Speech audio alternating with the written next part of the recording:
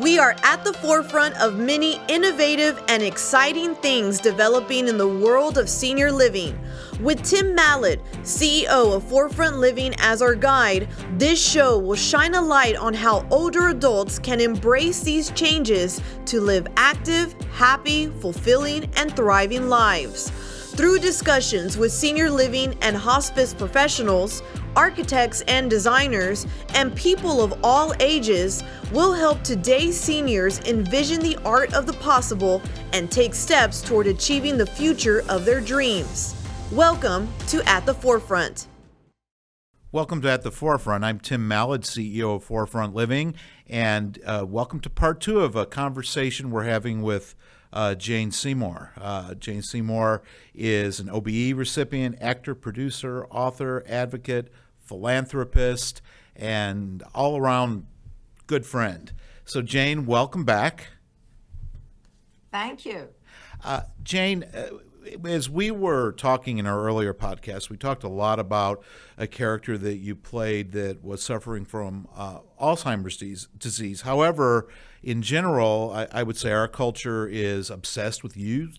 However, you've embraced playing mature roles, including the role we talked about in Ruby's Choice, the Kaminsky Method, and most recently the lead in Harry Wild. And tell us why these roles are so important and why that representation is so important. You know, until recently, I don't think there's been very much material about people of a certain age. I mean, I'm 73, and I think there's this real culture of women feeling that after 40, or certainly after 50, that they kind of close up shop and just go, okay, I'm done. I'm just waiting for the end, you know. And in many cases, sadly, some people have to deal with divorces, or at least they have to deal with the fact that their children have gone and moved on in their lives. And also, you know, they're dealing with illness and wellness and all kinds of things. And I just feel that I personally feel that these women are unseen. They're not heard by people that come to work for them. I mean, I know for myself, if my car breaks down or the water heater or something in the house, they'll look for a man to talk to rather than me. And I own the house. I pay the bill. So like, why are we talking to a man? I mean, it's me. Check it out. Even in hospitals and in hospital settings, and they're really making an effort now to do something about it. But it is absolutely known that, you know, women come in with an ailment and a male doctor will just kind of look at them and say, well, you're old. I mean, you know, what can I tell you? Postmenopause, you know, it's almost like you're done. Just, you know, bide out your time. And I really feel that I'd like to be an advocate for women just saying, okay, I was this then, but now, you know, I can do some of the things I never had time to do. For example, say you got a degree in something, but you got married, you were happily married, you had your kids, you were a brilliant mom and everything. But now what? Well, just take a look at where your education was and take a look at what you learned over the years while you were raising those kids. And then take a look, like my mom would say, at finding a purpose. I think that's the key to happiness. And maybe that purpose is in volunteering, maybe it's in learning something new, maybe it's in a sense of community where you go and you take up ballroom dancing, or, you know, art lessons. I mean, the piano, it's never too late to do it for fun, for yourself, another language. And if you can afford it, you know, travel. But don't give up, because these are literally your golden years. This is your time. This is your time to be you, not you as someone else has decided you're supposed to be. And I think a lot of women, you know, gave up a lot of who they were to be something for maybe the kids or for the marriage or for the job or whatever, or what they ever thought society demanded of them.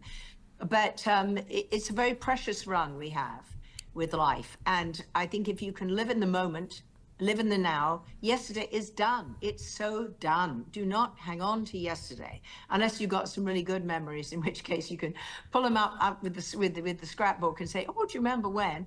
But now is now. Now is exciting in its own right. And it's wondrous. And if you're open-minded and open-hearted, the future and, you know, the next few minutes could surprise you. Jane, the roles we discussed are not grandmotherly roles. They're not roles of women who are in the background. These are women who are active. We have somebody who's solving murder mysteries, a Kaminsky method. Oh, yeah. We have a very beautiful and sexy woman, having a good time on that show. Why is it so important to portray seniors in this way, or portray people in their 60s and 70s and 80s as active and engaged? Well, I mean, Harry Wilde is a perfect example. Yes, she was a professor of English literature at university for 30 years. She loves her subject, but a lot of her students, would rather get high. So after a while, she goes like, why am I doing this? This is my subject. I love it. If they don't love it enough, I'm not going to waste my life doing this. She has no idea what she's going to do, accidentally ends up solving a crime, having been a victim herself. Her son's a criminal detective, and she becomes an undercover private detective, and it's very humorous. And her sidekick is a 16-year-old kid that doesn't want to study, so while she's doing that, she's actually helping him with his schoolwork, so he's going to pass whatever grades he has to pass. And I think what's important is what Harry shows you is you can be an independent woman. You can make your own choices. You can spend time with very young people or whatever age people. You can use your brain and your knowledge of literature, in her case, to solve the crimes. And she's just not afraid to be very alive and very who she is. And it's become a huge hit, I mean, globally. And nobody ever imagined it. Nobody ever thought, but we've got the third season is out right now. I've been doing publicity for it. It's literally taken off, and younger generation people are watching it too, and they're loving it, because what's powerful about this is it shows the younger generation that we are actually maybe useful, not only useful, but we may have been through some things that are relatable to the journey they're going through, and we can be fun. Absolutely. And Jane, for the Harry Wilde fans that will be watching, I know the question's been out there. Will there be a fourth season of Harry Wilde? That's up to them, and nothing's been announced yet. But and how can we see the third season? Where is that available? And you can go and see Harry Wilde on.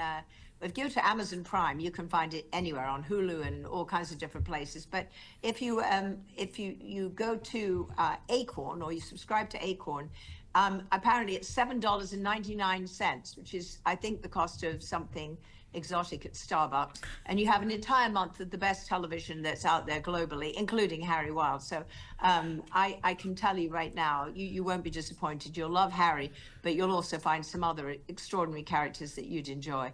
But yes, that's where it's at. Also, it's on BBC America now on Monday nights. So that's really interesting too. That's free. You can find it.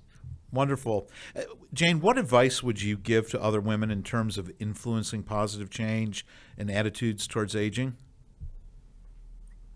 I think it comes from within. I think you have to look yourself in the mirror and just say, do I really want to be bored and boring, or are there things I haven't done yet that I could do? I mean, the miracle of like what we're doing now, Zooming, and we've talked about in terms of volunteer things, is you can actually volunteer and help people through a Zoom. I mean, we did it through COVID, didn't we, with our Open Hearts Foundation?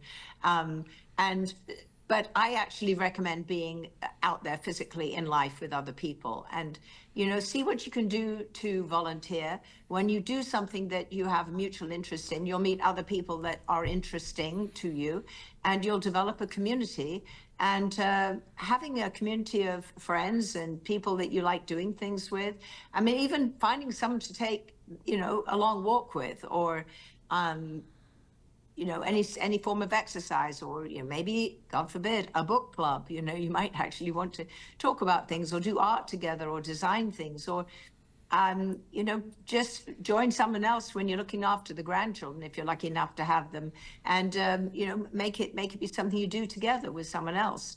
I can't tell you. I can think of a million things that can be done that don't have to cost a penny, that you can do to open up your life, open up your interests, and find yourself meeting new people that can stimulate the rest of your life. Jane, we have to talk about the Open Hearts Foundation, because I think a big part of what we can do is give back. And I know that about 14 years ago or so, you were one of the founding members of the Open Hearts Foundation. Can you tell us a little bit about the foundation and really the genesis of it and the inspiration and what the foundation does? Yes, I mean, backstory very rapidly is my mother survived World War II in a Japanese internment camp in Indonesia where she was living. She was a Dutch native. And she couldn't talk about it, but she would always say to me, darling, in life, everyone has challenges. And when they do, they close off their heart. She said, if you do that, it's like an LP record with a scratch in it, going round and round, and you can never get out of it, and it just brings you down. She said, however, the hardest thing to do in life is to accept. And if you can, and you can open your heart, reach out to help someone else, you will have purpose. So say, for example, in your community, you've just gotten a recent diagnosis for someone you love with Alzheimer's. You know, there may be somebody else who's further down the road who would open their heart and their time to actually share with you the journey that they're at now and where they were and what the do's and don'ts weren't for them, and some sense of compassion. So it can be volunteering, it can be helping raise funds for extraordinary organizations, and that's what we do with the Open Hearts Foundation.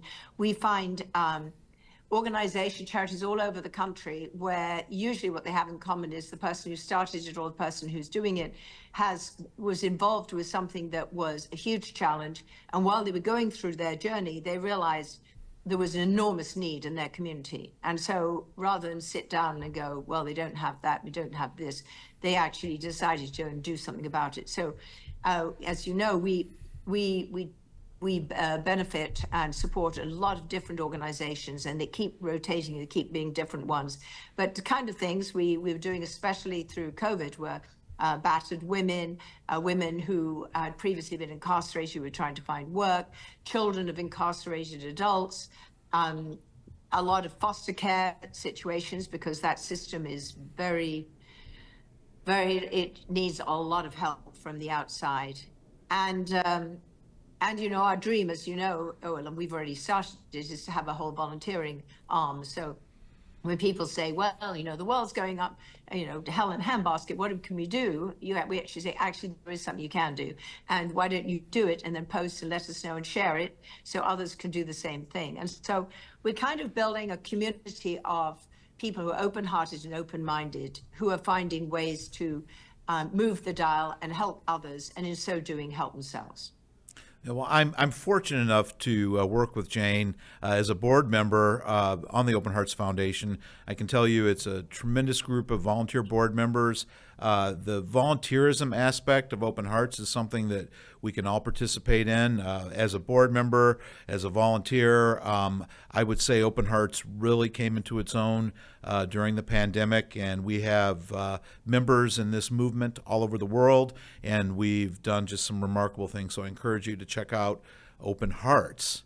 So any other thoughts, Jane, before we end today? We've talked about so many different things. I think, I mean, the world is, if you watch the news, you can literally, like my mother said, give up and close off and just get angry or fearful. And living in fear and living in anger doesn't help anyone, including yourself, because all we know is now. This is it. And so my takeaway and I hope the takeaway for people out there is for them just to stop for a moment and go, okay, what could I do to make a difference? And you will find the first time you do something like that, it will bring so much joy and love in your heart. And when that happens, you find yourself then having better relationships with people around you, and maybe some new people, and really realizing that we don't need to give up, and what I was hoping with Open Hearts, which has absolutely truly happened globally, is we are not aligned to any specific culture, philosophy, religion, or anything like that. And I think that's incredibly valuable right now, to have somewhere where it's about walking the walk. It's about doing what you can while you are here with your best intentions and your best efforts. And I think if more and more of us can do that, rather than saying, well, I'm a this and you're a that, and this is right and that's wrong, and we don't even know. The information we're given is we know it's all false information, but what we do know is what's happening near us. And we do know when you physically meet and see what's going on, and you can move the dial and make a difference, you are making a difference. Because everybody did that all over the world, guess what would happen? You'd have some sense of peace. What a wonderful place it would be. Well, Jane, thank you for all you do to make the world a better place. Thank you for inspiring us. Thank you for representing and changing views. And thank you to our listeners and viewers. We'll talk again at the Forefront next time. Thank you.